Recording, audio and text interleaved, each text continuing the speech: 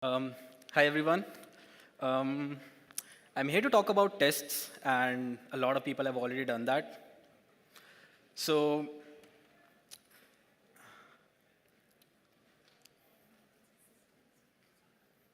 okay, it's the system, yes. It's fine. My name is Rajat, and I work at this company called Certa. I'm primarily a front-end developer, but from the last 1 year, I've also been working on the AI initiatives. Let's take a quick poll. How many of you actually write test cases for your React components as part of your day-to-day development lifecycle? Oh, that's interesting. Uh, the landscape has changed a lot in the last 5 years. And how many of you like writing test cases?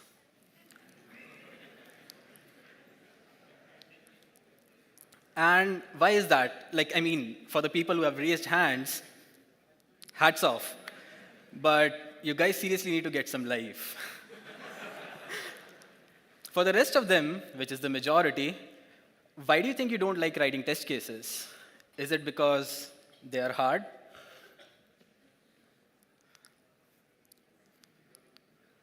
You don't think writing test cases are hard? You're just lazy to not write it? Okay. That's a good thing. Not a lot of people think that writing test cases is hard, which is actually true because before writing test cases, we write the code. Generally, it should be the opposite, but then it's okay. And while writing the code, we have already thought about all of the edge cases. We have written the code to handle it. Now all we have to do is mock and assert, which is very boring, right? And I'm really sorry for the last speaker who talked a lot about test cases, but now I'm saying the test cases are boring, but they're actually boring, right? So what is the solution? Should we stop writing them? Should we stop writing them? Unfortunately, no, we can't stop writing them, and not just because your manager or your lead says so, but because they are necessary. And they are necessary for a lot of reasons. Um, they bring reliability to your application, quality, consistency, etc., etc., etc., etc. I have a ton of reasons here, which I'm sure you all are aware of. But then what is the other solution? If we can't stop writing them, but they are boring. So I have a very radical and innovative idea here. Let's generate the test cases. And I know a lot of people are thinking, right, it's not innovative. We have been hearing at least one talk about it in all of the tech conferences, thanks to the GitHub folks. And a lot of other people are thinking, right, not another Copilot talk. I'm sick of them. So I promise it's not going to be another Copilot talk or a tutorial. On the contrary, it's about the challenges that I faced using GitHub Copilot. And I'm pretty sure GitHub is not going to hire me after this, but still, there are challenges, and we'll talk about them. So the first challenge is, every organization has a guidelines around which you write test cases. So for example, you don't want to use fire event, but you want to use user event. How many of you know user event? Awesome. There could be other guidelines like we don't want to write describe or read blocks, but we want to write test blocks, which is very hard to tell GitHub Copilot or any Copilot about our custom guidelines. It's also hard to write integration test cases because all the context that GitHub Copilot has is about the currently open editor. It does not have all of the child components code. It also does not give you any control over the AI layer. So how many of you know the AI models that are out there? OpenAI, how many of you have heard about OpenAI? Thank God. So what if you don't want to use the default model for Copilot? What if you want to use the latest model that OpenAI released? What if you want to tune the hyperparameters of the model to get better accuracy? Hyperparameters? Nice. It's very hard to get a streamlined development workflow So although it's integrated inside my editor, but then every time I have to write a test case, I have to copy paste the same base instruction, tell it about all of those guidelines, and then keep generating the test case, which is very tedious, and we don't want to do the manual task again. And on top of it, it's very hard to get quality results. So mostly what I've seen, it generates very generic test cases and does not cover a lot of edge cases. So let's ChatGPT do it, right? How many of you actually use ChatGPT to generate test cases? Awesome. There are some challenges with it. So again, there is no streamlined development workflow. You have to go to another application, copy paste the code, copy paste the instruction, generate and do all of those things. There's a lot of copy pasting, repetitive manual task, and on top of it, vendor lock-in. So again, what if you don't want to use ChatGPT or OpenAI models? What if you want to use an open source model? Enter AutoGuardian. And my mic went off. Okay. So I so wanted to have a lightning background noise here that complements the flash, but that's okay. Kiran said no. So AutoGuardian, again, it's not a product that I'm selling. It's just an idea that I'm explaining. But that's a good line. I should write it down, right? So let's see some demo.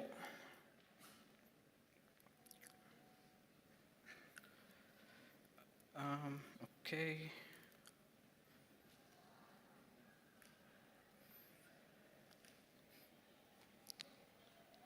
Hopefully it will work.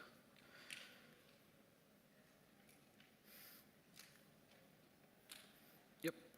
So I have a component hierarchy. There's this parent component inside the blue background, and then there is another child component inside the red background, another child component inside the green background. So if you click on this wedge-only toggle, it filters the list for wedge-only items. The code is pretty straightforward. The parent component, and then there is a parent component has all of the core things inside it: the toggle state, the list, the item state, and then there is a switch child and a list child, which are presentational components. So let's generate test cases for this. I go to my terminal, click back or close it. Is it visible? Not anymore. Okay. So as I said, it's not a product, it's just a idea. So I'm just going to run it through an npm script. npm run AutoGuardian.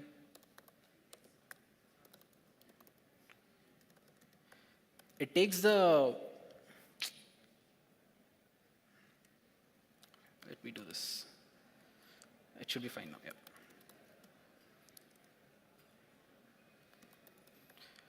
AutoGuardian. It takes the path of the file that you want to write test cases for. So it's inside my source hierarchy, parent component, and the name of the component, because you might have multiple components inside it, inside the same file.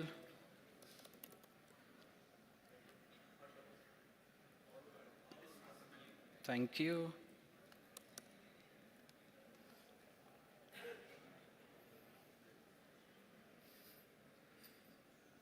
And it generates a test cases for the component, which is pretty straightforward because ChatGPT and all of those things already does that for you. But then the interesting part is, let's just say no for now. You can also provide your custom guidelines. And I'll show you what the guidelines has. I just have two things in my guidelines where I say I prefer get by rule over get by text, and I prefer user event over fire event. Do you know why get by rule is preferred over get by text? Do you know why get by rule is preferred over get by text? The people are not raising hand because they're not confident if accessibility is the right answer? Awesome. Okay, so I've given all of my guidelines, which you cannot see. Can you see the guidelines at the bottom right? Minus G parameter. Here it is. And I press enter. So while it's generating, I'll show you the code that is generated before. So it's using get by text inside the child component, the switch component that I have, which is actually a button. So instead of this, it should have used get by role. So now it's using get by role, and it's also using user event.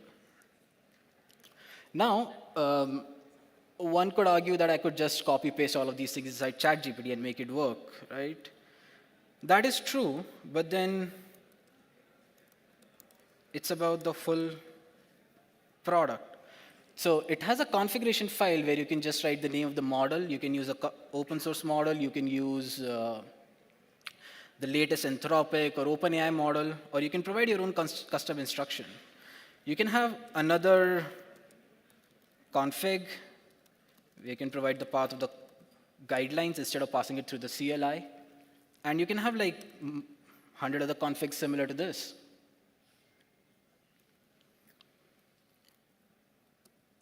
Okay, so let's look at some more interesting examples.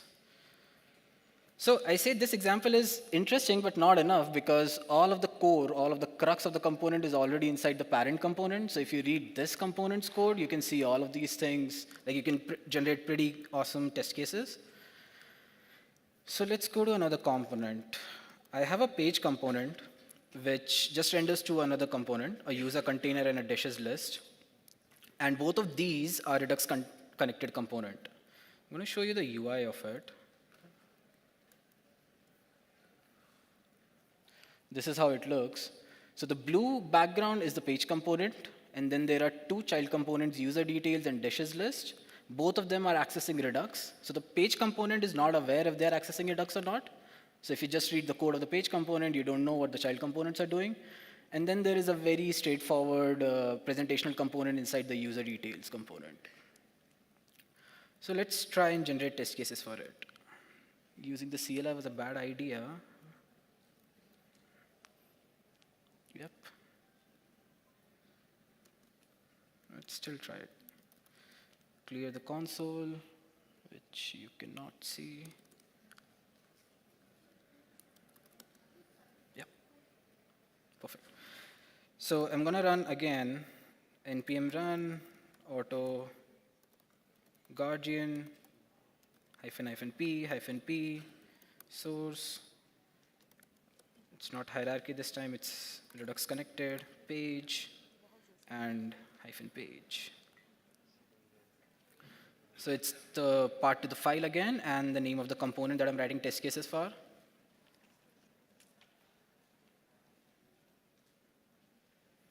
And now, it generated test cases, but these are not good quality test cases. It's not mocking any store data, which is bad. And you cannot see the bottom of it. So it asked me if you want to make any changes to the code, which I said no by pressing enter, but I'm going to run it again.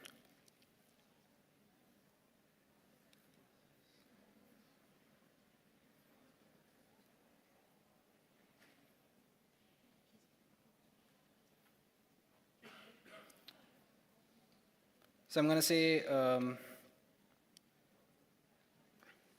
so if you look at the first test case, it's actually relying on all of the seed data that I have in my store. So it's not mocking the store anywhere, but it's relying on all of the mock data that I have in my store. So I'll show you the mock data that I have in my store. I have the seed data here, which is a pretty bad idea because this data can change. So I'm going to say, it's a bad idea on the data inside the application code. Let's mock the store. Okay. It decided to not do it.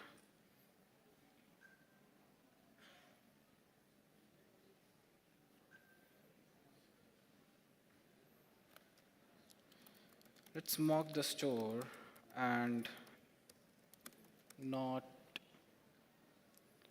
you can't see it, but I'm actually typing, and not rely on the data in the application code. I know what I'm doing. Okay. So it asked me, do you want to make some changes to the code? I said yes, and then I can say, let's mock the store and not rely on the application code. And now it's mocking the store. So it has all of that chat, Copilot chat similar capabilities also. And if you look at the config again, at the very end of it, I've written,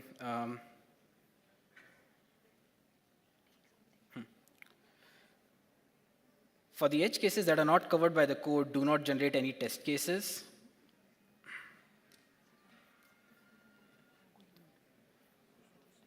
For the edge cases that are not covered by the code, do not generate any test cases for it. It only mentioned in the output. So you can provide your own custom instructions as part of the config and roll it out to the whole development team. And that is why it's generating all of the edge cases that I've not covered in the code base. So you can do pretty neat tricks here. And since I have only 5 minutes left, okay.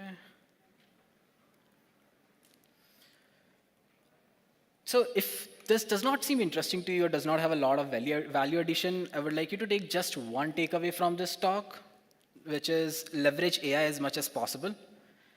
You can treat it as leverage AI in your development workflow as much as possible. You can treat it as a buddy whom you can rubber duck with, or you can discuss ideas with, or maybe as a colleague which can help you generate getting your job done faster and better.